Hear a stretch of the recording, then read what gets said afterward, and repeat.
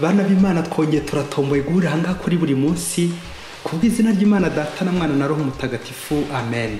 Ni muhumure bana b'Imana twitabe Karame Nyagasani muri amasomo kuri wa kabiri tariki 14 Ukuboza 2021 ubwo duhimbaza Mutagatifu Yohani w'umusaraba Saint Jean de la Croix, umuhanga wa Kiliziya mu nyigisho ze udufasha kuyoboka inzira y'ijuru. Isomo rya mbere tujye kuzirikana turarisanga mu gitabo cy'umuhanuzi Sofoniya umutwe wa 3 umurongo wa 1 kugeza ku wa 2 n'uwa 9 kugeza ku wa 13.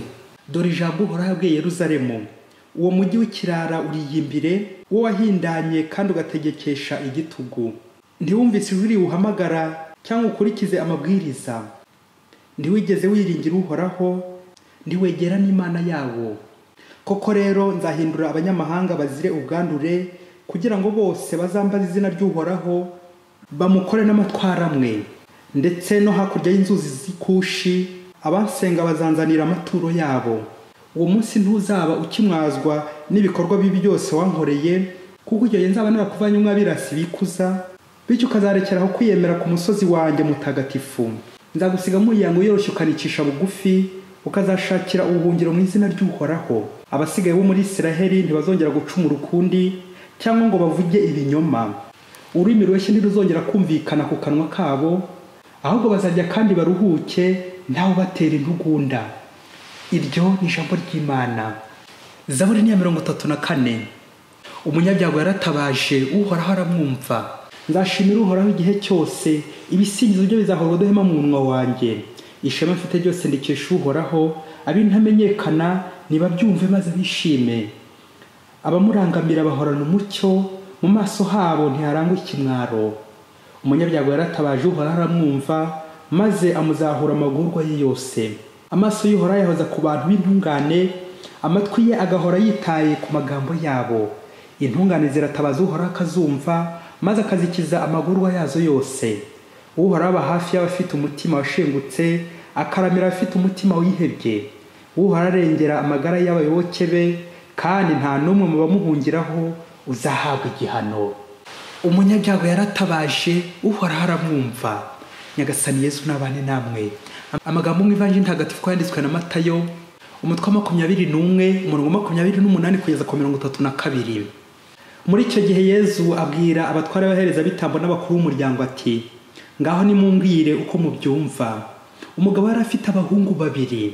Asanga uwa mbere aramubwira ati: mwana wanjye, uyu munsi njya gukora mu mizabibu.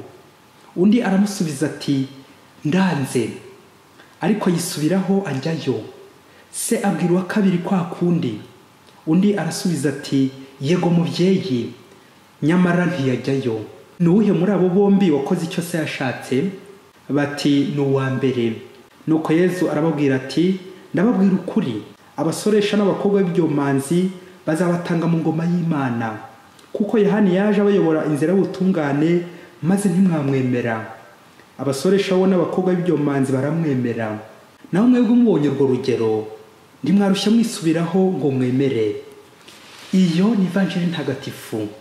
Naho mwebwe mubonye urwo rugero, ntimwarushya mwisubiraho ngo mwemere. Bana b'Imana, Kristo naganzi wacu, tumubone tumwereke abandi buri munsi. Bityo dukore ugushaka kw'Imana buri munsi. Muri iyi si muzacunge imishinga myinshi yagiye ihomba kubera abayobozi badafata ibyemezo bikwiye. Ingo nyinshi zagiye zisenyuka kubera imyanzuro y'abana cyangwa y'ubugome bagiye bafata, yewe no gutava kwizima. Uwo mwashakanye ntave kwizima ngo amafuti y'umugabo ngo nibwo buryo bwe. Abihaye Imana bamwe bagiye babihirwa kubera kudatekereza, kudashishoza neza ku mihamagaro yabo mbere y'igihe. Bakwiruka bagera bagasanga icyo cyemezo bafashe kitari gikwiye, kubihirwa bigatangira, bagashaka gutaha bakabibura, nuko bagatangira bakaviramo imbere, kuviramo ababyeyi, kuviramo mu muhamagaro, kuviramo mu rugo, kuviramo muri Kiliziya.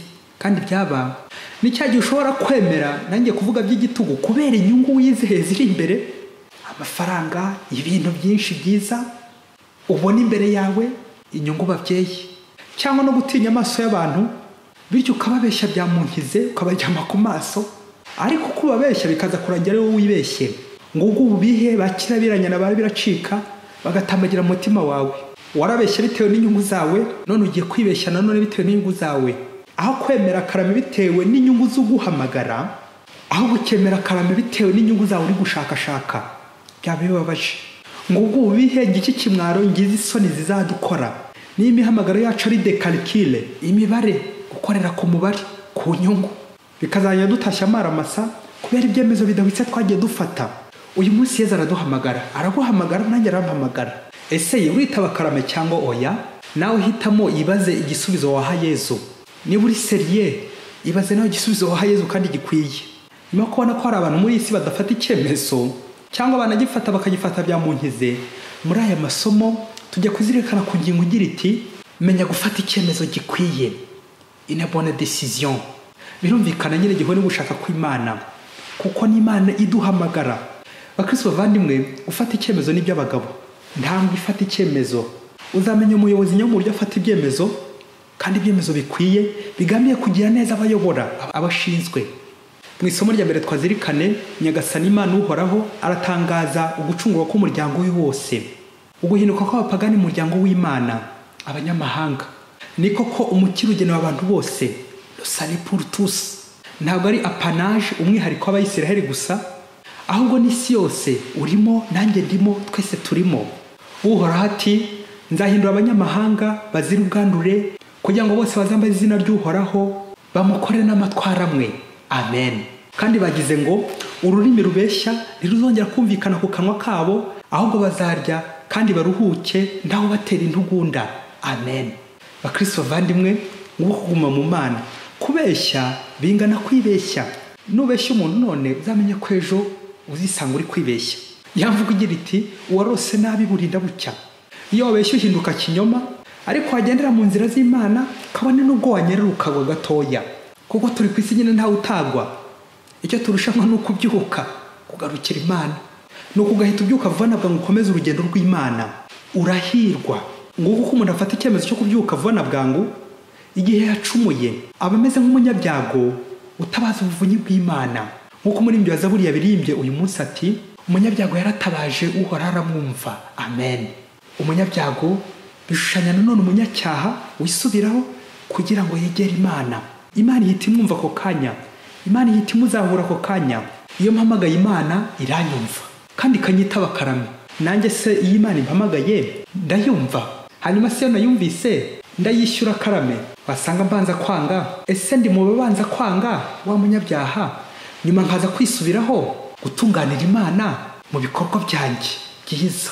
kwitaba karame babyeyi, ese njye ndi mu bagomba guhinduka cyangwa ndakomeza mba umukristo ku izina uhabwa amasakramentu gusa, wanditse muri baptisatorum, ufite ifishi y'abatisimu, ariko imbere shwi akayamanzi bamena kwibuye ariko ntiyinjire?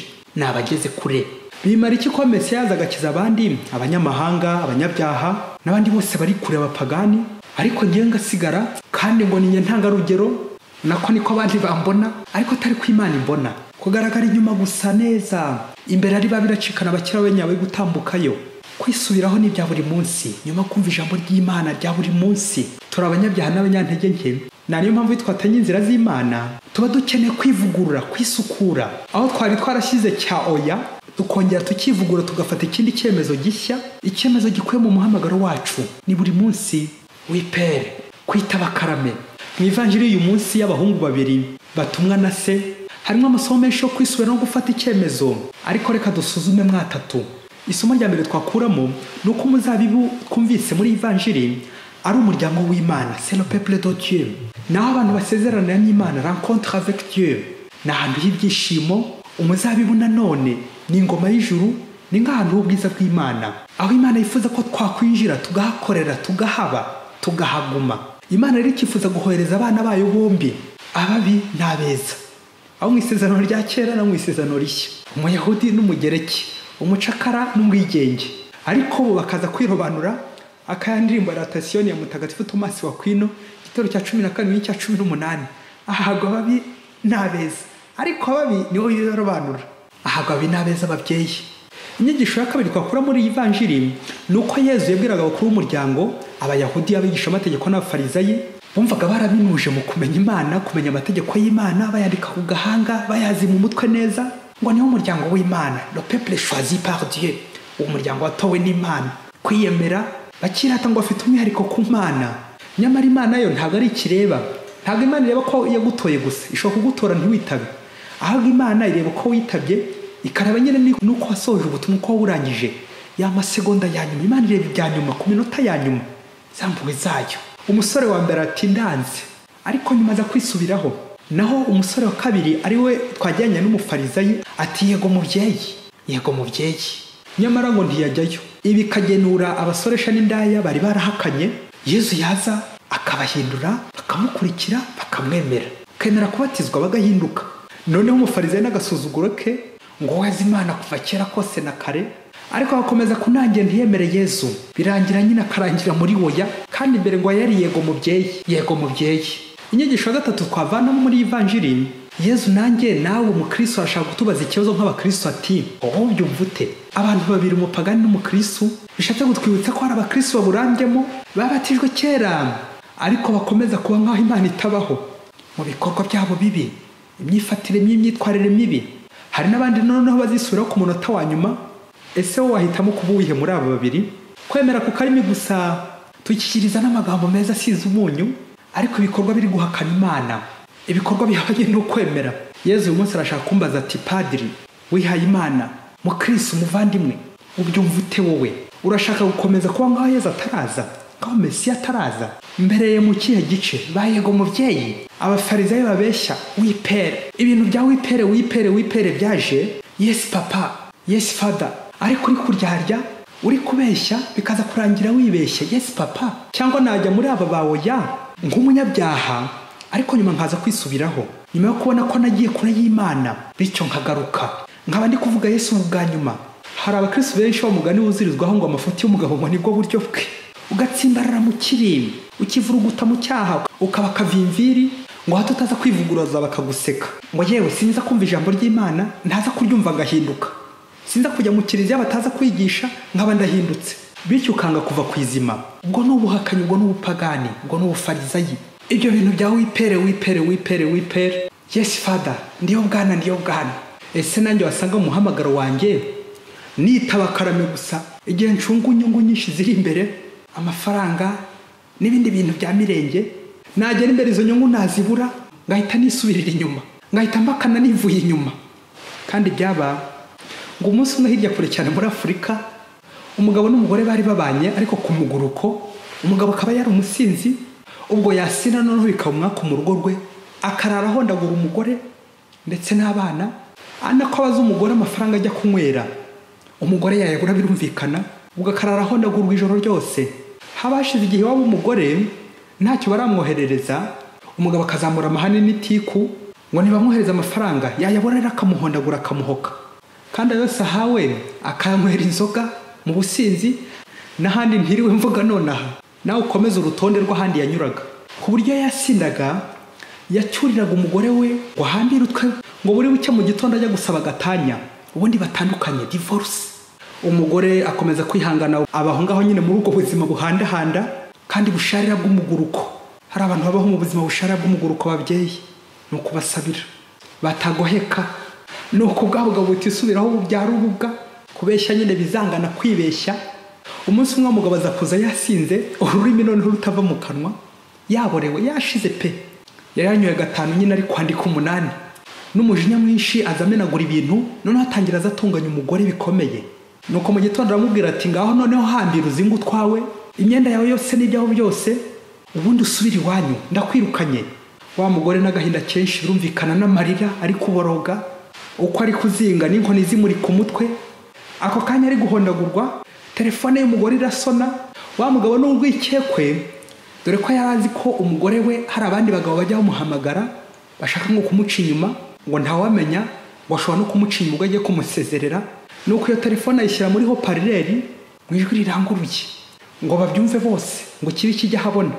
Nuko uwo mugabo aramubwira ati mwana wanjye Nyiraneza yanze yo mu mujyi narayigurishije, ngo ushyiriye kuri konti yawe za miliyoni zihwanye n'amadolari 3,000, uhe umugabo wawe 2, nawe ufata imwe mukemura ibibazo byose mufite mu rugo, bana banjye ndabakunda.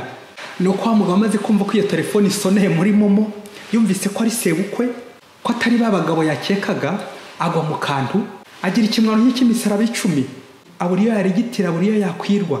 ya nkoni nako cya kibando ari guhondagura umugore we cyumiye mu kirere yibaza niba akomeza kumuhonda, ariko birumvikana byari bishize. Nuko umugore n'ubwitonzi bwinshi aramubaza ati harya ngo nzinge imyenda yanjye ngire nte?